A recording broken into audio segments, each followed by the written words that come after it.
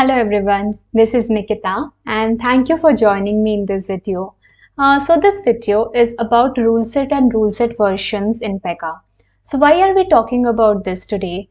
So I have created many videos on integration and all the stuff, but I think the basics are very important for you to understand, because if that is not strong, then we might get some issues during our development and we will not understand why we are getting this.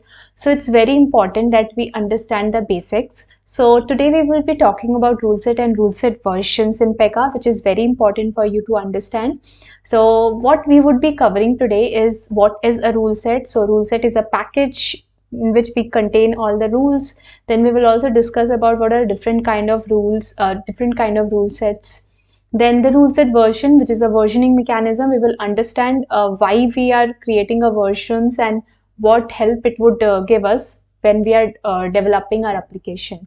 So this is the main intention of the video. So yeah, so coming to the rule set. So Ruleset, it is basically a package where all the rules are contained in a single place. Okay, but do we have only one rule set or multiple rule set in our application? So for that, let's directly go to our Designer Studio and we would open our application. So you can go there and go to the definition and open the application to see what are the different rule sets in your application. So when we are creating our application by a wizard, the wizard normally creates some rule sets directly for you. So you can see here in the application rule sets, there is XYZ Bank. XYZ Bank is my application name. So the rule set is on that application name. Then there is XYZ Bank INT, which is int. So this is created for different integration rules. Okay, so when we create integrations to different system, what we do is we keep it in a separate rule set, which is the integration rule set, so that the separation of concern is there, right? So the responsibility of one rule set to keep all the rules related to some case management stuff. Some would keep the integration related stuff. Some might keep about different services we have in our application. So that's how we create different rule set which have a different kind of rules inside them. So by default, when you create an application by wizard, you get int rule set, and then whatever is your organization name. So it would create an organization rule set also, an organization integration rule set also, right? So that when we have rules related to the organization in itself, we create inside that organization rule set. So that, why do we do this? So that this can be used across different application in your organization, right? So if you are in an organization, you might have multiple applications. It's not that only you will have one application, right? But some rules which are organization specific are reused across different application. So that's why we keep it under one rule set. Okay, so that's how it is. And so you can also have different rule set, right? Like, it's upon you. You can create as many as you want, which basically organizes different rules in your application. So suppose I want to keep a different rule set for service related stuff, for all the service rules which I have in my application. So I can create something like this. Then suppose I want to have suppose a case related rule set. Yes, I can do that. Let me create one. So that's how you basically create different rule sets, right? So it's basically telling me to create the rule set because it's not created yet. So you'll need to go there and then you create a new rule set. Okay. So that's the main, when you create a rule set, what are the things you need to give? You need to give the version name and then the description of that rule set. Okay, that's it. That's how simple it is creating a rule set. So this is my rule set. Okay, so I think we are clear on the rule set. So it's a package where we have all the rules related to some specific type. Okay. Okay, so as far as rule set is concerned, we are good. Now coming to the rule set version. What is a rule set version and why this version specific thing is coming up?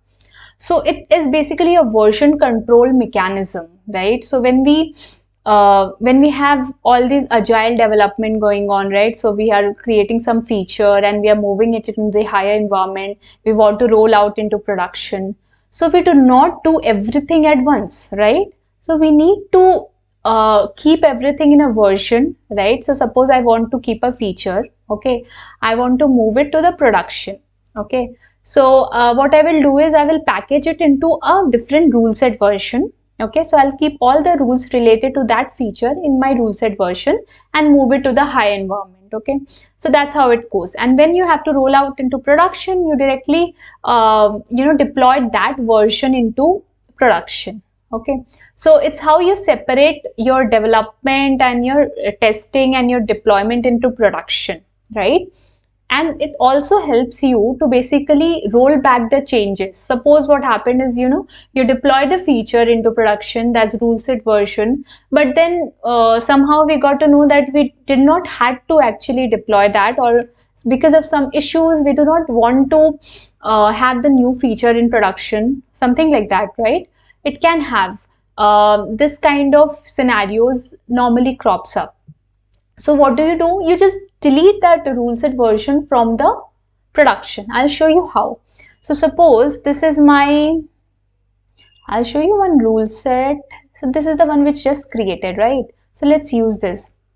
So currently in this rule set, you have O1, O1, O1 version. Okay. Now let's understand the concept of what is O1, then O1, and then O1. So O1 is the major, O2 is the minor, and O1 is the patch. So basically it's major, minor, and patch version. Why are we grouping it like this? Okay, so it is, it is for you to understand about the continuous deployment, right? So what happens when we push some patch into production? What we will do is we will have something like, let me create a new patch version. So what increased here? The last 2 digit. So that's a patch version which has increased. That's why it's called patch. Suppose you create a version where you create O1, O2, O1. So what is this now? This is the increase in the minor version. And now when you create a O2, O1, O1, then it becomes a major version increase. Okay, so this is the patch version increase, this is the minor version increase, and then it becomes a major version increase. What we use when? That's the question. So suppose you have basically when you upgrade, when you do some upgrade or some stuff like that, you skim the rule sets, okay, and you push everything into a new version, then you normally create a minor version and skim everything in here, okay.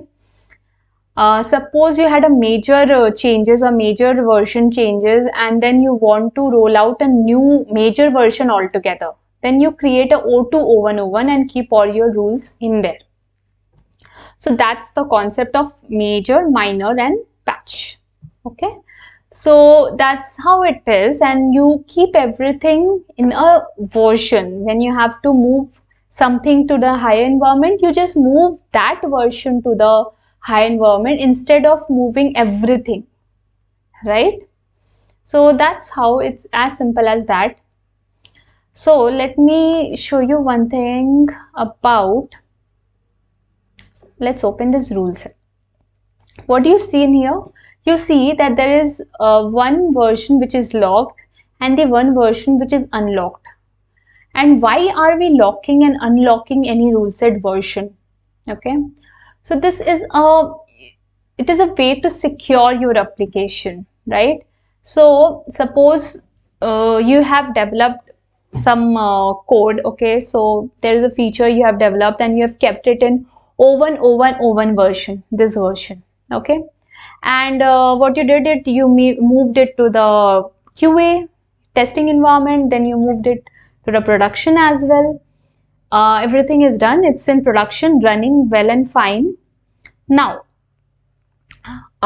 suppose you have not unlocked it, sorry, you have not logged it. Suppose this was not logged. Let me unlock it and show you.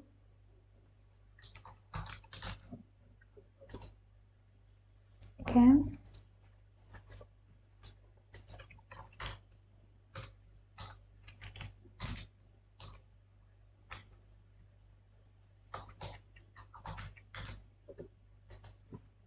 Okay, so let it be. So what I mean is, suppose this is the version which you might not have logged and you have moved it to the production also. Suppose a new developer came and he changed something in this version. Inside this version, he changed some rules. And he was able to change because when he opened something, right? Let me open this data page. He was able to see the checkout option, though you cannot see here because it's locked. If it would have been unlocked, you would have seen the checkout option, and if you check out, you would be able to change whatever you want to do in that rule. And after you change anything, suppose that developer did not know about this and he changed something in the older version, and that version also moved to the production. What happens then? Basically, the code which was working very fine in production stopped working now. The reason? Because the rules were not locked and it got moved to the high environment. So that's the reason why we should have an option of locking a rule set version. Very, very important. Whenever you move something to the high environment, you should lock your rule set version altogether. That means your work in this version is completed. You're not going to change anything in here. Suppose you have got a new enhancement request, you will create a new version here and then you will add your changes in this, not in this. Okay, so that's important for you to understand this rule set versioning. First of all, it's very important for you to control the version. Then it's very important because you can secure your application well. Nobody will be able to change anything in the older version.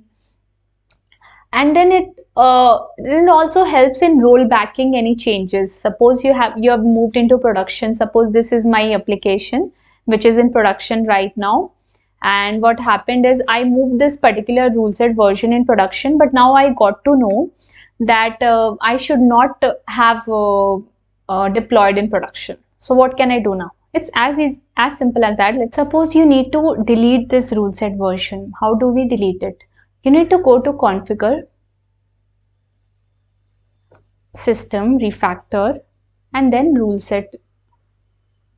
Okay, so here you will see an option of deleting a rule set. You need to go in here and you need to give your rule set name. Suppose my rule set name is XYZ Bank SVC.